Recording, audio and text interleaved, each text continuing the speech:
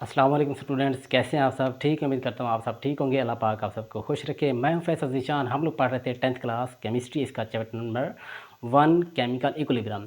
इस चैप्टर के हमारे तकरीबन 4 लेक्चर हो चुके हैं। आज हमारा लेक्चर नंबर 5 है, जिसमें आज हम पढ़ने वाले लॉ ऑफ मास एक्शन को।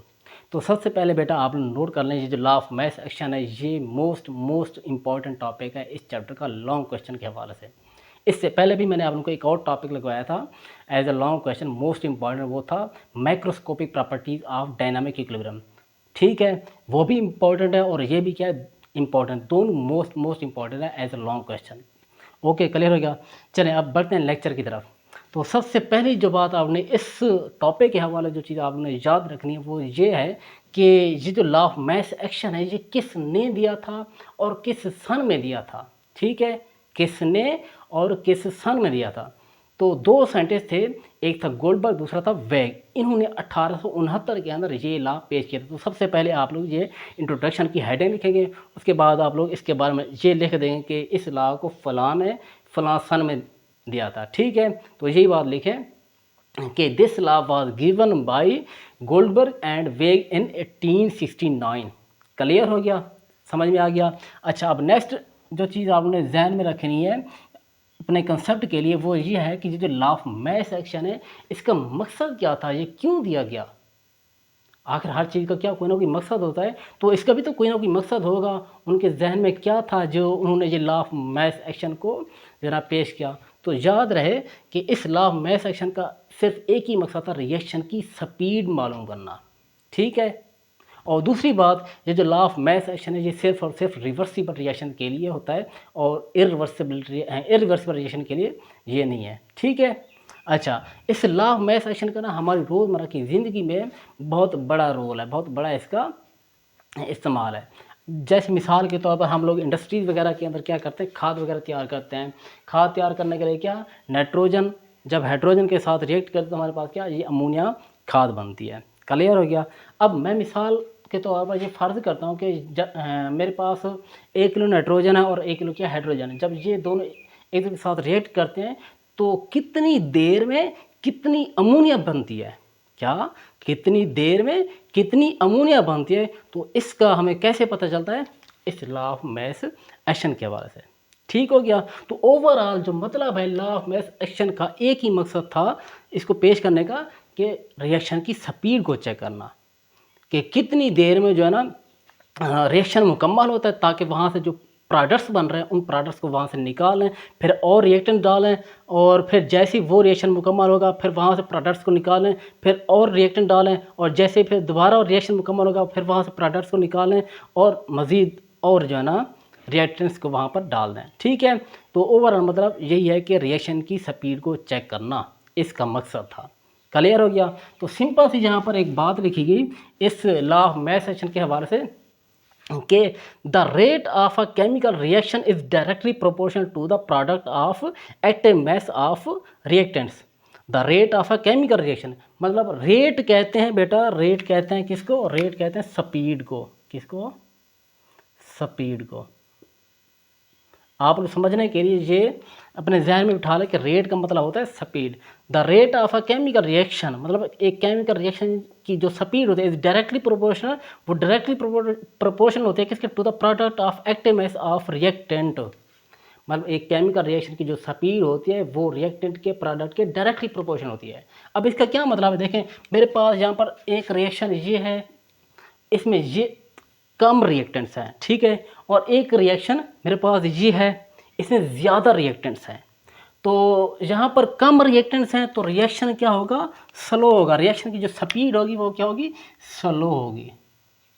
ठीक है, और जो दूसरा रिएक्शन है इसमें रिएक्टेंट्स की तादाद क्या है, ज़्यादा है। रिएक्टेंट्स ज़्यादा है तो रिएक्शन की स्पीड क्या होगी, ज़्यादा होगी, हाई होगी। ठीक है, तो इसी स्टेटमेंट के मुताबिक कि एक रिएक्शन की जो स्पीड है वो क्या, रिएक्टेंट के प्रोडक्ट के डायरेक्टली प्रोपोर्शनल होती है। जितना ज़्यादा रिएक्टेंट उतना ज़्यादा रिएक्शन की स्पीड होगी। जहाँ पर रिएक्टेंट कम थे स्पीड कम थी, यहाँ पर रिएक्टेंट ज़्यादा है तो यहाँ पर उस रिएक्शन की जो स्पीड है वो भी क्या होगी, ज़्यादा होगी। क्लियर होगी ये बात। अच्छा, अब यहाँ पर ना मैंने एक और चीज़, जहाँ पर एक नया वर्ड लिखा, एक्टिव मास। एक्टिव मास का क्या मतलब होता है, active mass of reactants. Active math को आप ज़रा समझने के लिए इधर गौर करें। देखिए ये मेरे पास क्या है, ये हाइड्रोजन है और ये हमारे पास क्या है, आयोडीन है। जब ये हाइड्रोजन और आयोडीन आपस में मिलते हैं तो यहाँ पर हमारे पास क्या बनता है, हाइड्रोजन आयोडाइड, ये चीज़ बनती है। क्या, हाइड्रोजन आयोडाइड, ये चीज़ बनती है। तो अब ज़रा यहाँ पर देखें, इस रिएक्शन में हाइड्रोजन और आयोडीन के कितने कितने मॉलिक्यूल, मतलब कितने कितने रिएक्टेंट्स क्या ले रहे हैं, हिस्सा ले रहे हैं। तो अब ज़रा यहाँ पर देखें तो हमारे पास 1 2 3 4 5 6, 6 क्या है, हाइड्रोजन है, और आयोडीन के कितने हैं, 1 2 3 4 5 6। तो 6 क्या आयोडीन के और 6 हाइड्रोजन के रिएक्टेंट्स क्या हो रहे हैं, हिस्सा ले रहे हैं इस केमिकल रिएक्शन के अंदर। तो 2 4 2 4 6,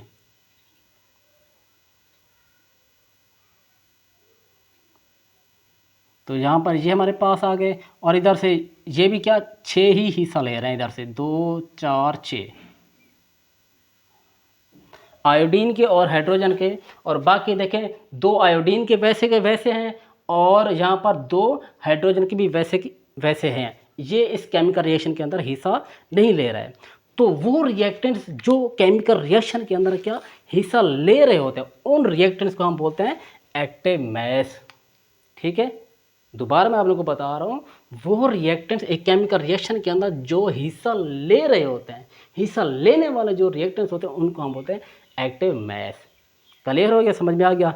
अच्छा, अब जहाँ पर एक्टिव मैस का जो मतलब होता है वो होता है मोलर मैस। ठीक हो गया, active mass means molar mass, molar concentration. Active mass means molar concentration having units. इसका जो यूनिट होता है वो हमारे पास कहते हैं मोल पर क्यूबिक डेसीमीटर, और इसको हम रिप्रेजेंट करते हैं कैसे, स्क्वायर ब्रैकेट से, इस स्क्वायर ब्रैकेट से। ठीक हो गया, इसको हम क्या बोलते हैं, स्क्वायर ब्रैकेट। अच्छा, अब देखते हैं इसकी मैथमेटिकल फॉर्म, इसकी मैथमेटिकल डेरिवेशन। फर्स्ट हमारे पास क्या, एक केमिकल ये रिएक्शन है जिसमें ये हमारे पास क्या रिएक्टेंट्स हैं और ये हमारे पास क्या है प्रोडक्ट्स हैं, और ये क्या हमारे पास एक रिवर्सिबल रिएक्शन है। ऊपर वाला एरो ये शो कर रहा है कि रिएक्शन क्या आगे की तरफ जा रहा है, मतलब रिएक्टेंट से प्रोडक्ट्स बन रहे हैं, और नीचे वाला एरो ये बता रहा है कि ये रिएक्शन पीछे की तरफ आ रहा है, मतलब प्रोडक्ट्स दोबारा रिएक्टेंट्स बन रहे हैं। ठीक हो गया। और अब यहाँ पर ये हमारे पास स्क्वायर ब्रैकेट के अंदर ए बी सी और डी लिखा हुआ है। ये हमारे पास ए बी सी और डी ये जो रिएक्टेंट्स है इनकी जो मोलर कंसंट्रेशन है उसको ज़ाहिर कर रहे हैं। क्लियर हो गया। तो यही बात आप लिखें कि A B C and D are the molar concentration of A B C and D. ठीक हो गया। अब इसी के ऊपर आप लोग क्या करें, वो लॉ ऑफ मैस एक्शन वो अप्लाई करें। लॉ ऑफ मैस एक्शन क्या था कि एक रिएक्शन की जो स्पीड होती है, ठीक है, वो किसके डायरेक्टली प्रोपोर्शनल होती है, रिएक्टेंट के। जितने ज़्यादा रिएक्टेंट उतना ज़्यादा उस रिएक्शन की क्या होगी, स्पीड होगी। तो वही बात, अब यहाँ पर 2 रिएक्शन होंगे ना, एक फॉरवर्ड रिएक्शन और एक क्या रिवर्स रिएक्शन, क्योंकि रिवर्सिबल रिएक्शन है। तो पहले आप फॉरवर्ड उसका आप लोग रेट निकालें, फिर रिवर्स रिएक्शन उसका आप लोग रेट निकालें। तो rate of forward reaction is directly proportional. अब यहाँ पर हमारे पास रिएक्टेंट क्या है, ए बी है, ठीक है। तो rate of forward reaction is directly proportional A and B की मोलर कंसंट्रेशन। जितना ज़्यादा रिएक्टेंट उतना ज़्यादा हमारे पास केमिकल रिएक्शन की स्पीड होगी। ठीक हो गया। अच्छा, जब भी आप लोग क्या ये प्रोपोर्शनैलिटी कांस्टेंट को आप जब ख़त्म करते हो तो वहाँ पर आप लोग क्या कोई ना कोई एक कांस्टेंट लगाते हो। तो यहाँ पर मैंने क्या एक कांस्टेंट के एफ लिख दिया है। तो यहाँ पर ये जो के एफ है ये proportionality constant for forward reaction के लिए, क्या है, proportionality constant for forward reaction. अच्छा, अब ये आ गया हमारे पास फॉरवर्ड रिएक्शन के लिए। अब रिएक्शन क्योंकि पीछे की तरफ भी आएगा, तो अब हम क्या करते हैं, रिवर्स रिएक्शन का रेट निकालते हैं। तो लिखें rate of reverse reaction is directly proportional. अब यहाँ पर ये हमारे पास क्या है, प्रोडक्ट्स हैं। तो जब रिएक्शन पीछे की तरफ आएगा तो यहाँ पर ये जो प्रोडक्ट्स ये एज अ रिएक्टेंट के तौर पर काम करेंगे, ठीक है। ये मिलेंगे तो ही हमारे पास क्या दोबारा वापस ए भी आएगा, ठीक है। तो यहाँ पर हमारे पास rate of reverse reaction is directly proportional C and D, ठीक है। अच्छा, जब आप लोग क्या यहाँ पर इस प्रोपोर्शनैलिटी साइन को ख़त्म करेंगे तो आप लोग यहाँ पर क्या बराबर लगाएंगे और कोई कांस्टेंट के लगाएंगे। तो यहाँ पर मैं कांस्टेंट प्रोपोर्शनैलिटी कांस्टेंट लगा रहा हूँ के आर। के आर का मतलब क्या है, proportionality constant for reverse reaction, ठीक है। यहाँ पर आर का मतलब क्या है, रिवर्स के लिए। यहाँ पर एफ का मतलब क्या था, फॉरवर्ड रिएक्शन के लिए। समझ में आ गया। अच्छा, जब ये एक रिएक्शन इक्विलिब्रियम की स्टेज के ऊपर पहुंच जाता है। जब एक रिएक्शन में इक्विलिब्रियम वाली स्टेज अचीव हो जाती है तो वहाँ पर क्या होता है, मैंने आप लोगों को बताया था, फॉरवर्ड और रिवर्स रिएक्शन के जो रेट होते हैं वो क्या होते हैं, बराबर हो जाते हैं। क्लियर हो गया। तो आप लोग लिखें at equilibrium state rate of forward reaction और रेट ऑफ रिवर्स रिएक्शन ये क्या हो जाते हैं, बराबर हो जाते हैं। तो रेट ऑफ फॉरवर्ड रिएक्शन हमारे पास ये है इसका आंसर, और रेट ऑफ रिवर्स रिएक्शन इसका आंसर हमारे पास क्या है, ये है। तो यहाँ पर इसमें आप लोग क्या रेट ऑफ फॉरवर्ड और रेट ऑफ रिवर्स रिएक्शन की क्या कीमतें पुट कर दें। तो रेट ऑफ फॉरवर्ड रिएक्शन की जगह पर उसकी कीमत आ गई, रेट ऑफ रिवर्स रिएक्शन की जगह पर उसकी कीमत आ गई। क्लियर हो गया। अब आप इसको क्या करें, थोड़ा सा अरेंज कर लें। के आर को आप इधर ले आएँ और ए बी को आप इधर लेकर आएँ, तो ये इधर आएगा, इसके ऊपर डिवाइड हो जाएगा, तो ये बन जाएगा के एफ ओवर के आर, और ये बन जाएगा C D over A B.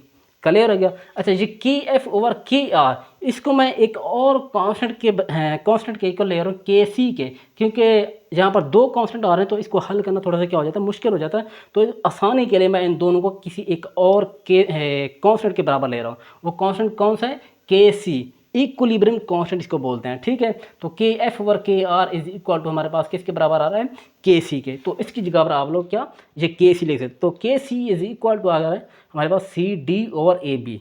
तो ये हमारे पास क्या इस लॉ ऑफ मैथ सेक्शन की मैथमेटिकल फॉर्म। उम्मीद है आप लोगों को ये पूरा लेक्चर आप लोगों को समझ में आ गया होगा। ओके, अल्लाह हाफिज़।